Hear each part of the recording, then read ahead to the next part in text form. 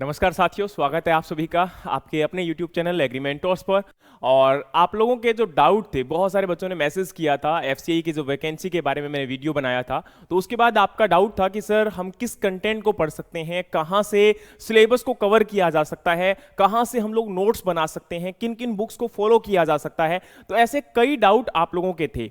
और यहां पर कुछ बच्चों का यह भी डाउट था कि सर एफसीआई के साथ साथ जो एएफओ का सिलेबस है क्या वो सिमिलर होता है, क्या हम लोग उसको सिलेबस को फॉलो करते हुए एफसीए की तैयारी कर सकते हैं। तो देखो, मैं आपको एक बात क्लियर करना चाहूंगा कि यहां पर एग्रीकल्चर फील्ड ऑफिसर और एफसीआई के अंदर काफी वेरिएशन है, और ये वेरिएशन क्या है इनको समझना बहुत जरूरी है। और दूसरी बात, अब इंपॉर्टेंट क्या, ये इंपॉर्टेंट क्यों है अभी, तो आपको इसलिए बताना चाहता हूं क्योंकि आने वाले टाइम में एफसीए की जब वैकेंसी आएगी तो अभी हमारे पास टाइम है, अभी हम लोग आराम से मेहनत कर सकते हैं, और बाद में जब वैकेंसी आ जाएगी तो रिवीजन करते हुए इस एग्जाम को क्रैक कर सकते हैं। चाहे हम लोग फर्स्ट टाइम अटेम्प्ट देने जा रहे हैं इस एग्जाम के लिए, कोई प्रॉब्लम नहीं आएगी। लेकिन दिक्कत कहां आती है, जब एग्जाम आ जाता है, नोटिफिकेशन आने के बाद हम लोग रेस्ट करते हैं, भागते हैं, और भागते टाइम क्या होता है, हम लोग इधर उधर मतलब जो कोचिंग्स हैं उनके चक्कर में घुस जाते हैं, या फिर क्या होता है कि एकदम से 90 दिन के अंदर, 20 दिन के अंदर कैसे हम लोग एग्जाम को क्रैक कर पाते हैं, वो सब चीजों के अंदर ट्रैप्स में हम लोग आ जाते हैं। और सबसे बड़ा रीजन उसका यही होता है क्योंकि उस टाइम पर हम लोग आराम से सोच समझ के डिसीजन नहीं ले पाते हैं,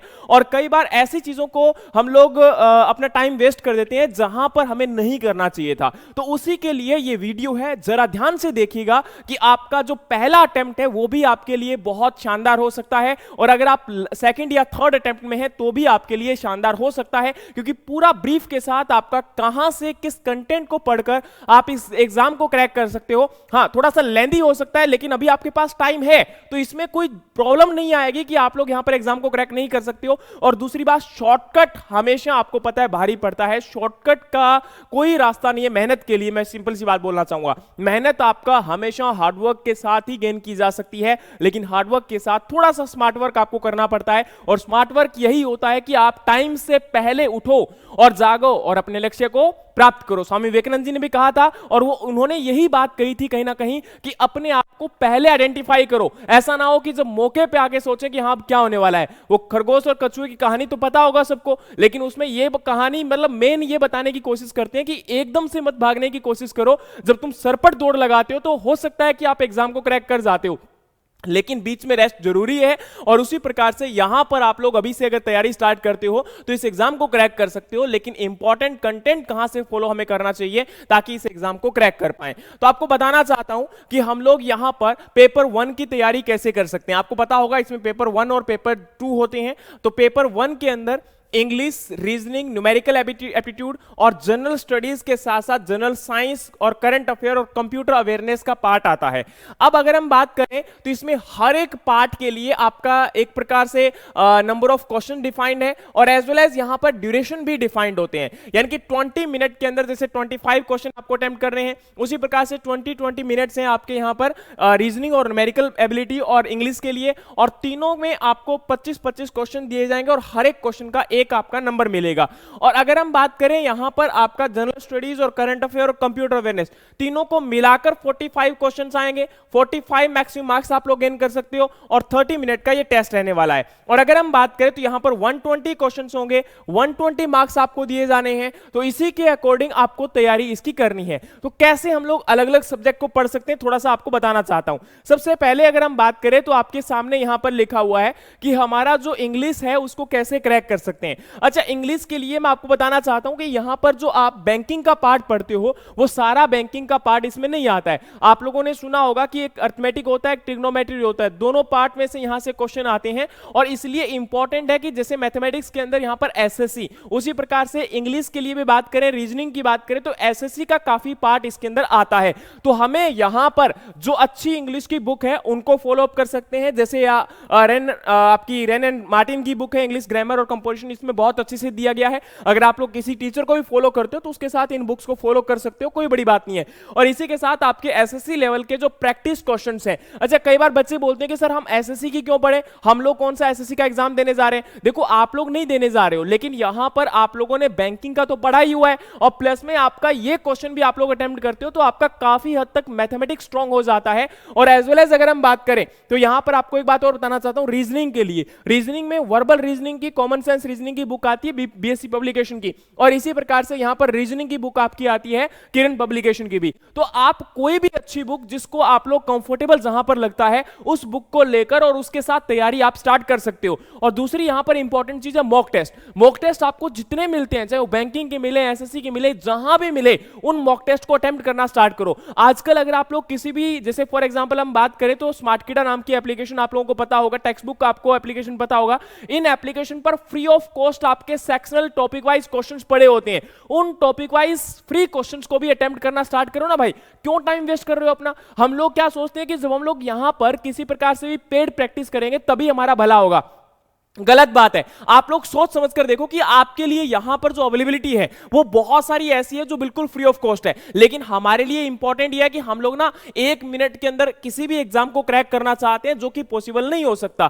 थोड़ा सा आपको अपने लिए एफर्ट लगाना पड़ेगा, तभी आप किसी एग्जाम को फॉलो अप कर सकते हो। उसके बाद अगर हम बात करें तो यहां पर मैथमेटिक्स और अगर हम क्वांटिटी एप्टीट्यूड की बात करते हैं तो न्यूमेरिकल एबिलिटी में भी आपके इसी प्रकार से ये इंपॉर्टेंट बुक है। एक यहां पर जैसे आप लोग देख सकते हो ये मैग्रा हिल की बुक है, और इसके साथ में अगर हम बात करें तो आपका एक बुक अच्छी आती है बीएससी पब्लिकेशन की, जो क्वांटिटी एप्टीट्यूड के लिए टॉपिक वाइज क्वेश्चंस में काफी अच्छी बुक है। तो आप इन बुक्स को फॉलो कर सकते हो, जहां से आपको प्रैक्टिस सेट मिलेंगे, आपके question, number of question practice करने के लिए मिलेंगे ऑफलाइन के अंदर। और उसके बाद मैंने आपको जैसे एप्लीकेशन बताया, यहां पर स्मार्टकीड़ा हो सकता है, टेक्स्ट बुक हो सकता है, या फिर आप लोग ऑलिव बोर्ड को फॉलो कर सकते हो। इनके ऊपर फ्री ऑफ कॉस्ट आपके क्वेश्चंस पड़े रहते हैं, लेकिन ये मत देखिए कि वो आपका किसी और एग्जाम का है। प्रैक्टिस करने के लिए इंग्लिश, मैथ, रीजनिंग के जितने क्वेश्चन आप लोग प्रैक्टिस कर सकते हो, जितना आप लोग मैक्सिमम लेवल अटेम्प्ट कर सकते हो, उसको अटेम्प्ट करने की कोशिश करो, क्योंकि अभी आपके पास टाइम है। जब आपका टाइम आएगा उस टाइम पर आप लोग सोचोगे कि मैं एकदम से पढ़ूंगा और वहां पर मेहनत करना स्टार्ट करूंगा, तो बहुत लंबा टाइम निकल जाएगा। अगर आप अभी भी स्टार्ट करते हो और दिन में 3 से 4 घंटे हर सब्जेक्ट को 1-1 घंटा देते हो अप्रोक्सीमेटली, और विद एग्रीकल्चर वगैरह को आप लोग मिलाकर अगर 4-5 घंटे पढ़ते हो, मोर देन सफिशिएंट होगा। लेकिन टाइम आने पर, एग्जाम के आने पर आप अगर उसको 10 घंटे 12 घंटे भी दे दोगे, फिर भी वो कम पड़ जाएगा। बात समझ आ रही है? तो वहां पर आपको वही टाइम रूटीन आपका मेंटेन हो जाएगा और इजीली आपके लिए एग्जाम है क्रैक करना। लेकिन हमारे लिए समस्या क्या है, हम लोग एकदम से टूटकर पढ़ते हैं किसी भी एग्जाम के ऊपर और बाद में नहीं क्रैक होता, फिर बोलते हैं किस्मत खराब थी। वो किसी ना किसी को दोष देना होता है, चाहे हम किसी टीचर को दे लेते हैं, चाहे हम किसी आपका क्या बोलते हैं किस्मत को दे लेते हैं, किसी पर्टिकुलर पेरेंट्स को दे लेते हैं, लेकिन वाकई में गलती हमारी खुद की होती है। हमारा अननेसेसरी टाइम हम लोग जो वेस्ट करते हैं उसकी गलती होती है और किसी की गलती नहीं होती। नेक्स्ट हम बात करें यहां पर तो आपका पेपर 2 के अंदर आपको पता होगा 60 मल्टीपल चॉइस क्वेश्चंस आएंगे, जिसमें आपका एग्रीकल्चर, बॉटनी और जियोलॉजी, आप लोग जो भी पार्ट चूज करते हो, या एग्रीकल्चर, केमिस्ट्री और फिजिक्स, इनमें से जो भी आप लोग चूज करोगे वहीं से आपका जो क्वेश्चंस होंगे वो आएंगे। अगर आपने ग्रुप ए को चूज किया है तो बॉटनी और जियोलॉजी से क्वेश्चंस आ जाएंगे एग्रीकल्चर के साथ, और अगर आपने ग्रुप बी को चूज किया है तो केमिस्ट्री और फिजिक्स के क्वेश्चन आ जाएंगे यहां पर आपके एग्रीकल्चर के साथ। तो यानी कि एग्रीकल्चर आपका यहां पर नेसेसरी पार्ट हो जाता है और बॉटनी और जियोलॉजी या फिर केमिस्ट्री और फिजिक्स आपका एक आपका यहां पर ये कह सकते हैं अगर आप लोग जो चूज करते हो उसके अकॉर्डिंग आ जाता है। तो मैक्सिमम जो एग्रीकल्चर के बच्चे हैं जो मैथमेटिक्स बैकग्राउंड से बिलोंग करते हैं वो आपका यहां पर केमिस्ट्री और फिजिक्स को भी चूज कर लेते हैं, और कुछ स्टूडेंट यहां अगर हम बात करें तो बॉटनी और जियोलॉजी को भी चूज कर लेते हैं। लेकिन जो आपके जनरल स्टडीज के स्टूडेंट है, जैसे बॉटनी वगैरह के स्टूडेंट हैं, तो वो ज्यादातर इसी पार्ट को चूज करते हैं। तो आपके लिए इजी भी रहता है, क्योंकि इसको आप जैसे अगर आप फूड टेक से बिलोंग करते हो, बॉटनी से बिलोंग करते हो, जियोलॉजी से बिलोंग करते हो, तो आपके लिए ये पार्ट काफी आसान हो जाता है। लेकिन यहां पर वही बच्चे जिनका केमिस्ट्री फिजिक्स अच्छा था, तो वो आपका यहां पर एग्रीकल्चर के साथ इस पार्ट को भी चूज कर लेते हैं। ज्यादातर अगर हम बात करें तो जनरल साइंस के जो स्टूडेंट्स होते हैं, बीएससी जिनका होता है नॉन मेडिकल वगैरह में, उनके लिए ये पार्ट आपका काफी इजी होता है। तो आप यहां से इस एग्जाम को आराम से क्रैक कर सकते हो। लेकिन सबसे बड़ी समस्या क्या है,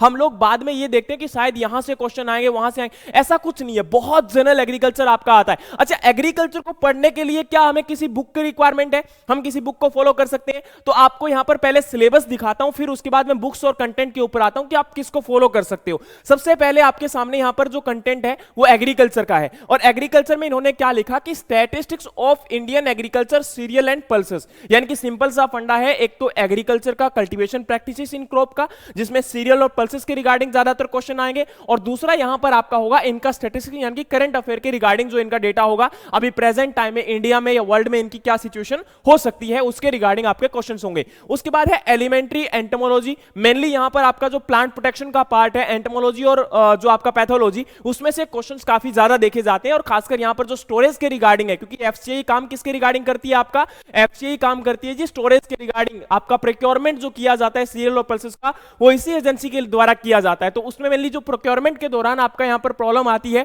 जो स्टोरेज ग्रेन इंसेक्ट पेस्ट होते हैं उनके रिगार्डिंग जो प्रॉब्लम आती है, वहां से क्वेश्चंस में पूछे जाते हैं। एज वेल एज आपका जो एग्रीकल्चर इकोनॉमिक्स यानी कि जो मेनली एग्रीकल्चर मार्केटिंग का पार्ट है, एग्रीकल्चर फाइनेंस का पार्ट है, वहां से इसमें क्वेश्चन आपके पूछ लिए जाते हैं। तो ये पार्ट आपको बहुत आसानी से कवर कर सकते हो, इसमें कोई बहुत बड़ा टास्क नहीं है। लेकिन सबसे बड़ी समस्या क्या है, हम पूरा एग्रीकल्चर पढ़ने के लिए बैठ जाते हैं, तो फिर पूरा एग्रीकल्चर तो आने वाला ही नहीं है ना इसमें, तो फिर क्यों मेहनत करनी बिना मतलब की? बहुत छोटा पार्ट भी पढ़कर आप आसानी से इस एग्जाम को क्रैक कर सकते हो। लेकिन सबसे बड़ी समस्या क्या है कि हम लोग इस पर्टिकुलर सब्जेक्ट को हम लोग इतना ज्यादा मतलब आपका कहते हैं ना डिमोरलाइज हो जाते हैं और इसमें आपका कूद पड़ते हैं कि सब कुछ पढ़ना है। नहीं भाई, आपके लिए जो रिक्वायरमेंट है उसको ही पढ़ना है, और वही स्मार्ट स्टडी होती है। स्मार्ट स्टडी के कोई सींग या सिर पैर के अलावा कुछ और अलग चीज नहीं लगी होती है। आप अगर समझने की कोशिश करो तो स्मार्ट स्टडी का मतलब यही है कि हम बाकी लोगों से जो एक भेड़ चाल का हिस्सा बना हुआ है उससे डिफरेंट क्या करें ताकि इजीली इस एग्जाम को क्रैक कर पाए। समझ में आ रहा है? नेक्स्ट हम बात करें तो बॉटनी, जियोलॉजी और केमिस्ट्री और फिजिक्स के लिए क्या कर सकते हैं। तो अगर आपके पास बॉटनी और जियोलॉजी है तो उसमें जैसे बॉटनी में cell biology, tissues, organ system, यहां पर ये काफी जो पार्ट है वो आपका प्लांट के रिगार्डिंग है, और इसमें वही सेम पार्ट है आपका एनिमल के रिगार्डिंग। नेक्स्ट हम बात करें तो जेनेटिक्स और प्लांट जो आपका क्लासिफिकेशन होता है, प्लस में डाइवर्सिटी, और यहां पर ecological, life process, photosynthesis, respiration, circulation, movement, basic biochemistry, और इसके साथ में अगर हम बात करें तो यहां पर आपका animal classification, microorganism, insect and rodent. तो ये वाला जो पार्ट है वो आपका बहुत ही आसान होता है। 6 से लेके 10th क्लास तक का जो पार्ट आपका साइंस में आता है उसमें फिजिक्स और केमिस्ट्री को छोड़कर बॉटनी और जियोलॉजी पढ़ना है आपको। और अगर आपने केमिस्ट्री फिजिक्स लिया है तो बॉटनी और जियोलॉजी को यानी कि साइंस का पार्ट जो यहां पर बायोलॉजी का पार्ट है 6 से लेके 10th तक का, उसको छोड़कर यहां पर केमिस्ट्री और फिजिक्स पढ़ना है। बहुत आसान है, लेकिन दिक्कत यहां है कि बोलना आसान है, उसके बाद जब पढ़ना स्टार्ट करोगे तो प्रॉब्लम आएगी। और इवन दो क्यों प्रॉब्लम आएगी, हम लोग सोचते हैं 6 से 10 तक ही तो है, आराम से हो जाएगा। नहीं भाई, आराम से नहीं होता है। जब इनको पढ़ने के लिए स्टार्ट करते हैं तो माइंड में पता नहीं तरह तरह के क्वेश्चंस आते हैं। और आपने देखा भी होगा प्रीवियस ईयर क्वेश्चन अगर आप लोग उठाकर देखोगे तो पता चलेगा कि कितने टिपिकल क्वेश्चन आ जाते हैं कई बार। तो उस टाइम पर हमारी प्रिपरेशन बिल्कुल हार्ड होनी चाहिए और 100% अभी से एफर्ट लेना स्टार्ट करो, ना कि बाद में टाइम आपका आएगा। नेक्स्ट हम बात करें तो इसमें आपका जो सिलेबस, इसमें मैंने ऑलरेडी आपको बोल दिया कि ग्रुप ए और बी का आपका पार्ट है, तो यहां पर आप लोग जो भी ग्रुप चूज करोगे। अब एग्रीकल्चर की तैयारी कहां से स्टार्ट करें, तो मैं आपको बताना चाहता हूं कि इसमें जैसे एग्रीकल्चर की तैयारी के लिए ये आपकी एक वेबसाइट है eagri.org, इस पे सारा कंटेंट आपका बिल्कुल फ्री ऑफ कॉस्ट पड़ा हुआ है। लेकिन सबसे बड़ी समस्या है कि इसमें भी हमारे लिए इंपॉर्टेंट है, जैसे हॉर्टिकल्चर का पार्ट हमें इसमें नहीं पढ़ना, सोइल में इसमें फोकस करना है, लेकिन सोइल में बहुत ज्यादा डीप में नहीं जाना, कुछ इंपॉर्टेंट टॉपिक है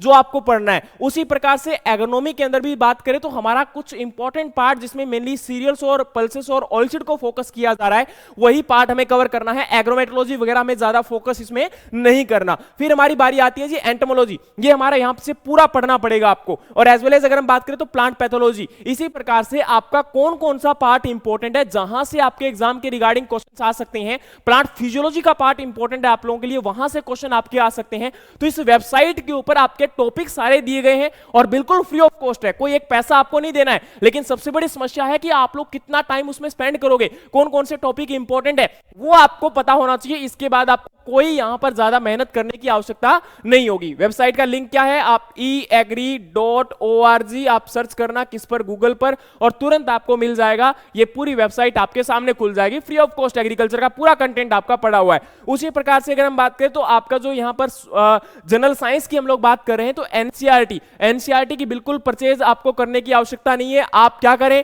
यहां पर अपनी नीड के अकॉर्डिंग एनसीईआरटी की वेबसाइट पर जाएं, जो चैप्टर आपका यहां पर जनरल साइंस में, जैसे आपने अगर बॉटनी और जियोलॉजी चूज की है तो उसका पार्ट आपका उसमें होगा, वो आप लोग निकाल लीजिए। और उसी प्रकार से अगर आपका इंपॉर्टेंट पार्ट उसमें यहां पर केमिस्ट्री और आपका फिजिक्स का है तो वो पार्ट वहां से निकालिए और उसके रिगार्डिंग तैयारी करना स्टार्ट कीजिए, तभी तो काम बनेगा। अदरवाइज इसमें आप लोग फॉलो अगर करना चाहते हो कि हाँ ये आराम से काम हो जाएगा, तो फिर बहुत डिफिकल्ट है, बहुत मेहनत करनी पड़ेगी, निकालना पड़ेगा, पढ़ना पड़ेगा। फिर हमारी बारी आती है जी यहाँ पर जनरल साइंस के साथ साथ आपकी सोशल साइंस की, जिसमें हम लोग सोशल स्टडीज यानी कि हिस्ट्री, पॉलिटिकल साइंस और ज्योग्राफी की आपकी जो स्टडी है वो हम लोग पढ़ते हैं। तो उसके रिगार्डिंग भी एनसीईआरटी बुक ही आपको हेल्प करेंगी 6वीं से लेके आपकी 10th तक। तो उसमें जितना भी कंटेंट आपका दिया हुआ है वो आप लोग फॉलो अप करें, और वहां पर आपके लिए बहुत जरूरी हो जाता है कि उस पार्ट को अच्छे से पढ़ें और उसके अकॉर्डिंग मेहनत करना स्टार्ट करें। अब देखो, अगर आप लोगों ने ये सोच रखा है कि मैं करना चाहता हूं, डेफिनेटली आप लोग 100% एफर्ट देके कर सकते हो, लेकिन सबसे बड़ी समस्या क्या है, हम लोगों ने सोच रखा है कि नहीं